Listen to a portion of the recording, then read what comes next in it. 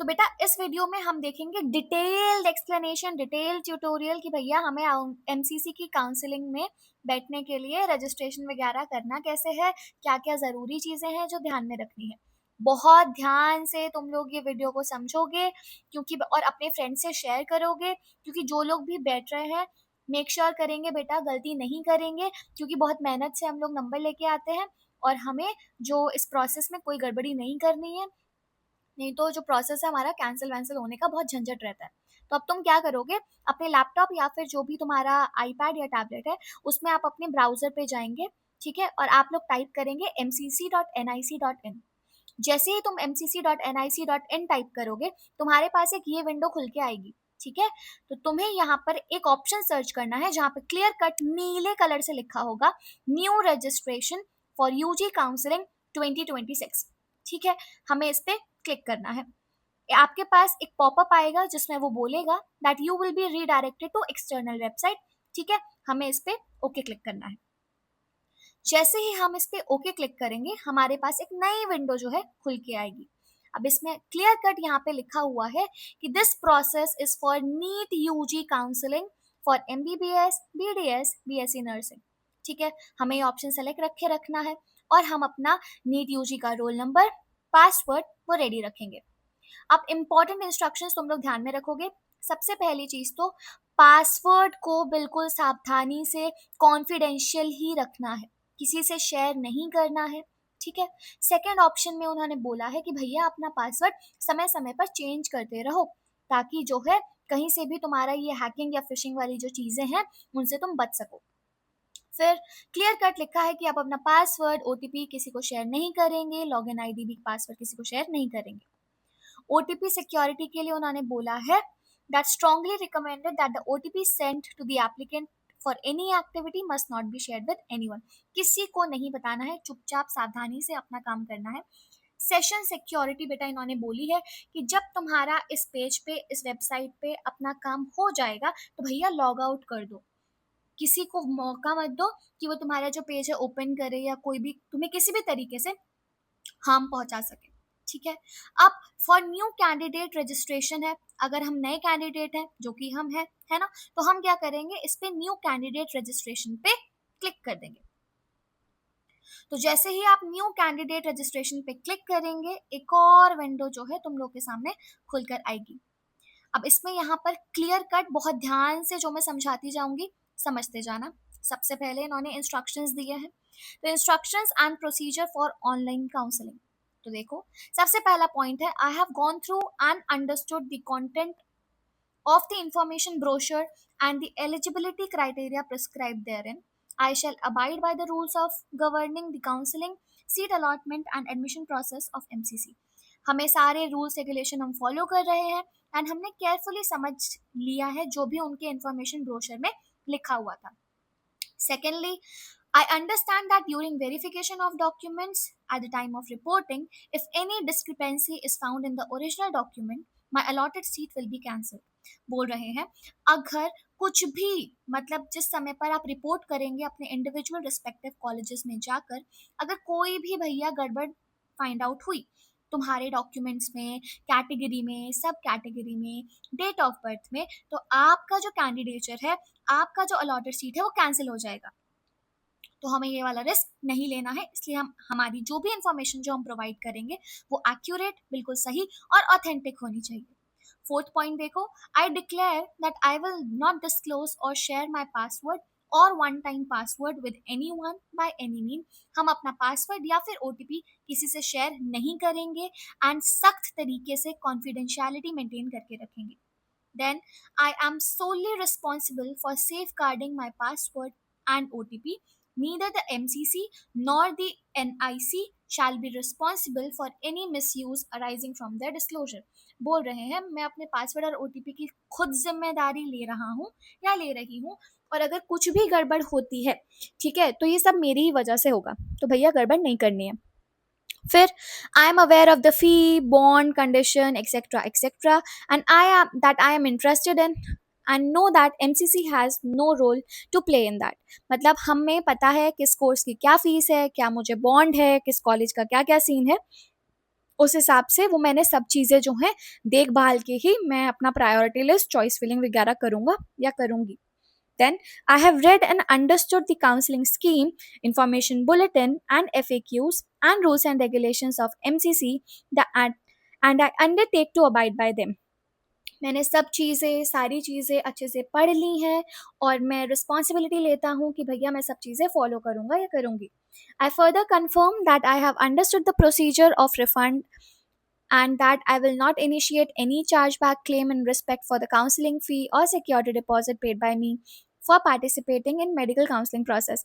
हमने सारा जो फीस का रिफंड का इनका प्रोसेस है वो समझ लिया है.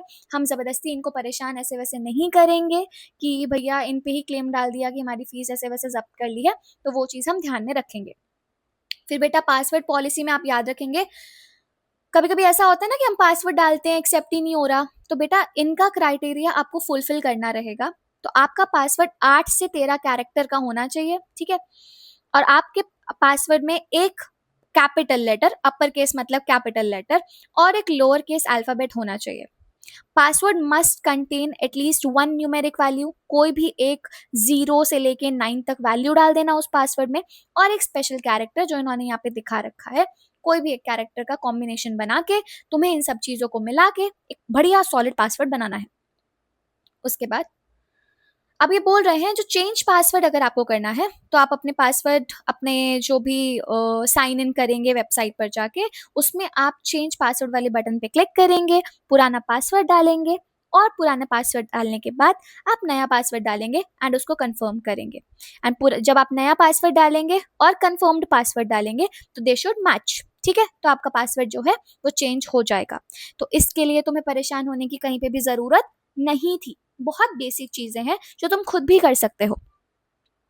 उसके बाद फॉरगॉट पासवर्ड या रीसेट पासवर्ड में जाके reset password using verification code via SMS. अब बेटा आप वाया एसएमएस मैसेज के थ्रू भी आप जो है वेरिफिकेशन कोड रिसीव कर सकते हैं, या फिर आप एक लिंक भी रिसीव कर सकते हैं वाया ईमेल. जो भी तुमने यहाँ पर इनको ईमेल दे रखा है फॉर कम्युनिकेशन, वो आप इस्तेमाल कर सकते हो. अब आते हैं बेटा फीस पेमेंट्स पे, विच इज़ वेरी इंपॉर्टेंट. अपने को पता रहना चाहिए कि भैया फीस का क्या क्या यहाँ पे सीन जो है वो दे रखा है. तो the fees of NEET UG 2026 counselling is as follows. सबसे पहले all India quota central university AIIMS DU IP ESI AFMC nursing and JIPMER. इसमें जनरल और EWS कैटेगरी अगर है तो 1,000 रुपये फीस है, ठीक है. बाकी सारी कैटेगरीज के लिए 500 फीस है. अगर आप डीम्ड यूनिवर्सिटी के लिए अप्लाई कर रहे हैं तो बेटा फिर वहां पर जो फीस रहेगी वो कितनी रहेगी, 5,000 रहेगी, और ये नॉन रिफंडेबल होगी, पैसे वापस नहीं होंगे. अब आते हैं हम सिक्योरिटी डिपॉजिट के लिए. तो सिक्योरिटी डिपॉजिट में आप ध्यान रखेंगे कि अगर आप जनरल और EWS कैटेगरी से हैं और आप अप्लाई कर रहे हैं AIQ central university AIIMS DU IP ESI AFMC nursing and JIPMER, तो आपको सिक्योरिटी डिपॉजिट देना है 10,000 रुपए. जनरल और EWS वालों को देना है 10,000 रुपए. उसके अलावा SC ST OBC and PWD वालों को देना है 5,000 रुपए. अगर आप डीम्ड यूनिवर्सिटी के लिए भी अप्लाई कर रहे हैं तो बेटा आपका जो सिक्योरिटी अमाउंट होगा वो होगा 2 लाख रुपए, 2 लाख रुपीस आपका रहेगा. अब इसमें 11 स्टेप्स तुम्हें जो है फॉलो करने हैं इस एप्लीकेशन प्रोसेस के लिए. सबसे पहले आप सब बच्चे जाएंगे और वहां पे ऑनलाइन रजिस्ट्रेशन करेंगे और अपना पासवर्ड सेट करेंगे उन रूल्स को ध्यान में रखते हुए जो मैंने तुम्हें अभी बताया है. फिर तुम लोग क्या करोगे, अपना एप्लीकेशन फॉर्म भरोगे. जो भी आपकी पर्सनल और इम्पॉर्टेंट डिटेल्स हैं, बहुत बेसिक सी डिटेल्स हैं बेटा, तो उनकी उनकी अपनी फील्ड्स में जाके आप अपनी जो डिटेल्स है उसमें भर देंगे. उसके बाद आप अपनी क्वालिफिकेशन डिटेल्स डालेंगे, ठीक है. जो भी एप्लीकेशन फॉर्म में आपसे मांगी जाएंगी वो वाली क्वालिफिकेशन डिटेल्स आप उसमें ऐड कर दोगे. तो मैंने एक वीडियो आउट करी थी जिसमें मैंने बताया था कि तुम्हें क्या क्या डॉक्यूमेंट लगेंगे, वो फटाफट खोल लेना, जाके अपने डॉक्यूमेंट्स रेडी रख लेना, ठीक है. अब आते हैं selection type, selection of counselling पे। तो काउंसलिंग के यहाँ पे इन्होंने टाइप्स दिए हैं। तो ऑल इंडिया कोटा हो गया, आपका ओपन सीट हो गया, DUIP हो गया, जामिया मिलिया इस्लामिया हो गया, Aligarh Muslim university, ESI, armed forces medical college, deemed universities हो गए, BSc nursing central institute open seat से हो गए, या फिर जिपमर इंटरनल कोटा। तो बेटा तुम्हारी जो भी प्रेफरेंस है ना, तो उस हिसाब से आप इस काउंसलिंग में ध्यान रखोगे कि भैया मुझे इस काउंसलिंग टाइप में बैठना है, मुझे यहाँ पर इधर जाना है।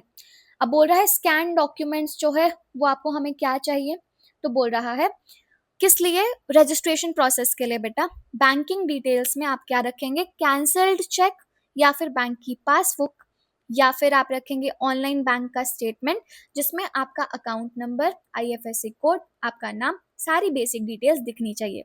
और ये PDF की फॉर्मेट में होना चाहिए और इसका साइज 20 KB से 500 KB तक रहेगा। तो प्लीज उसको कंप्रेस कर लेना, अपने हिसाब से देख लेना, ज्यादा छोटा ना हो ज्यादा बड़ा ना हो। अब जो NRI स्टूडेंट्स हैं बेटा, आपके लिए क्लियर कट गिवन है कि आप क्या क्या डॉक्यूमेंट्स रखेंगे। तो आप अपना बर्थ सर्टिफिकेट, 10th का मार्कशीट, 12th का मार्कशीट, अपना नीट का स्कोर कार्ड, पासपोर्ट, NRI का सर्टिफिकेट जो आपको इशू करा गया होगा एम्बेसी से, उसके अलावा affidavit, duly court notarised competent revenue officer, SDM, तहसीलदार, जो भी है आपका एफिडेविट आपको सबमिट करना है। ठीक है। फिर court order by NRI guardian that he and she has acted upon as legal guardian of the candidate. NRI guardian उनका भी आपको सर्टिफिकेट लगेगा। उसके बाद NRI candidate parents, real brother या रियल सिस्टर, उनके लिए भी आपको एक एफिडेविट बेटा सबमिट करना रहेगा। ठीक है। तो ये सारे जो भी तुम्हारे डॉक्यूमेंट्स NRI वगैरह के हैं भैया, ये अपने सारे रेडी कर लेना, क्योंकि ये बहुत ज़रूरी है और इनमें टाइम लग जाता है कभी कभी, तो हमें ज़्यादा रिस्क नहीं लेना है। उसके बाद आ जाते हैं पे registration fees and security deposit पे। ठीक है। तो आप अपना जो भी पैसा आपको फीस जमा करनी है, तो आप वाया नेट बैंकिंग जमा कर सकते हैं, UPI से जमा कर सकते हैं, डेबिट कार्ड या फिर क्रेडिट कार्ड की मदद से आप अपना जो पैसा है वो जमा कर सकते हैं। एक और चीज इन्होंने बहुत खास बोली है कि भैया अगर तुमको ऐसा लग रहा है कि तुमने कुछ गलती कर दी है अपनी डिटेल्स भरने में, तो आप उन्हें करेक्ट कर लीजिए before the payment of fees. अगर आपने पेमेंट कर दी है, ठीक है, तो फिर आपके कैंडिडेट के जो भी पर्टिकुलर है, जो भी इंफॉर्मेशन है, वो चेंज नहीं करी जाएगी। ठीक है। इतना सब करने के बाद आप अपना कंफर्मेशन पेज डाउनलोड कर लेंगे एंड आगे जो भी आपको फ्यूचर में ज़रूरत पड़ेगी, for future reference you should keep it safe. फिर हम आते हैं चॉइस फिलिंग पे। तो हम क्या चॉइस फिल करेंगे, क्या हमारी प्रेफरेंस रहेगी, तो बेटा वो सब आप अपने हिसाब से देख लेना कि आपको कौन सा कॉलेज लेना है। बच्चे कॉलेज लेते समय बहुत सारी चीज़ों का ध्यान रखना। एक तो तुम्हारा घर से फिजिबिलिटी क्या बैठ रही है, उसके बाद हॉस्टल फैसिलिटीज़ क्या है, इंफ्रा क्या है, फैसिलिटीज़, टीचिंग, ये सारी चीज़ें तुम लोग अपने हिसाब से, है ना, ये आप अपने हिसाब से रिसर्च करके और फिर उसके बाद अपनी चॉइस को फिल करना है। एक और चीज़, चॉइस भर दी है लेकिन लॉक करना भूल गए हैं, ठीक है, तो हो जाएगा ब्लंडर, क्योंकि उन्हें वो तुम्हें फिर कोई भी कॉलेज दे देंगे। तो इसीलिए जो तुम्हें सबसे ज़्यादा कॉलेज चाहिए, जो तुम्हारी पहली प्रायोरिटी है, तुम उसे डालोगे नंबर 1 पे, और बाकी सारे जो भी प्रोसेसेस हैं उनको तुम number 2, number 3, number 4 priority wise डाल देना। लॉक करना मत भूलना, मैं फिर से बता रही हूँ, लॉक करना इज वेरी इंपॉर्टेंट। ठीक है। फिर जब तुम्हारा जो भी सीट अलॉटमेंट का रिजल्ट आएगा, आप उसको डाउनलोड करके रखेंगे बेटा, ठीक है, वो भी आगे जाके इम्पोर्टेंट होगा। अगर तो अब तुम्हें मिल गया अपनी पसंद का कॉलेज तो बल्ले बल्ले, और अगर नहीं मिला और तुम चाहते हो कि भैया अपग्रेडेशन मिल जाए या मैं वेट कर लूँ, तो बेटा आपको ऑप्शन पे सबमिट करना है कि मैं चाह रहा हूँ कि अपग्रेडेशन हो जाए। ठीक है। तो वो ऑप्शन पे हमको क्लिक करना होता है। अब हमें क्या क्या डॉक्यूमेंट्स ज़रूरत पड़ेगी रिपोर्टिंग के टाइम पे, ठीक है, तो हमें चाहिए हमारा बर्थ सर्टिफिकेट, हमें चाहिए 10th का मार्कशीट, 12th का मार्कशीट, UG का एडमिट कार्ड, जो नीट के पेपर में एडमिट कार्ड लेके गए थे फोटो अपनी चिपका के, वो वाला, स्कोर कार्ड, कास्ट सर्टिफिकेट अगर वैलिड है, एप्लीकेबल है तो, या पीडब्ल्यू यानी पर्सन विद डिसेबिलिटी वाला सर्टिफिकेट। ये भी मैंने बताया था कि तुम्हें एक रेप्यूटेड जो भी इनका डेजिग्नेटेड इंस्टीट्यूट है उनके यहाँ से स्टैंप लगा हुआ ही ये एक्सेप्ट करेंगे, उसकी भी इन्होंने लिस्ट आउट कर रखी है। तुम्हें चाहिए तो तुम मुझे कमेंट कर देना, आई सेंड यू। ठीक है। और फिर इन्होंने अपना जो है हेल्पलाइन नंबर तुम्हारे लिए दे रखा है कि अगर तुमको कोई भी दिक्कत है तो तुम यहाँ पर जो है इनको मेल कर सकते हो या फिर उनको कांटेक्ट कर सकते हो। उसके बाद अपने कॉन्सेंट पे भैया आप क्लिक करेंगे, आई अग्री पे टच करेंगे एंड प्रोसीड टू एप्लीकेशन। ठीक है। फिर उसके बाद अब candidate name is collected solely for candidate identification, identity verification. तो भैया अपना नाम, अपना एप्लीकेशन नंबर, अपना roll number, mother's name, date of birth, mobile number and email address जो है वो आप रीड करके कंफर्म कर लेंगे और उसके बाद अग्री करेंगे। देखो क्या लिखा है, I hear bye confirm that the information provided by me is true and correct. मैंने अपना मम्मी पापा नाम, फोन नंबर, ईमेल एड्रेस सब सच सच बताया है और आपका जो आप जो मेरा डेटा इस्तेमाल करेंगे वो स्ट्रिक्टली वेरिफिकेशन के लिए, इवैल्यूएशन के लिए या फिर ऑफिशियल पर्पसेस के लिए होगा। ठीक है। इसके बाद आप लोग कर देंगे अग्री। अग्री के बाद आएगा विश टू सेव, यस।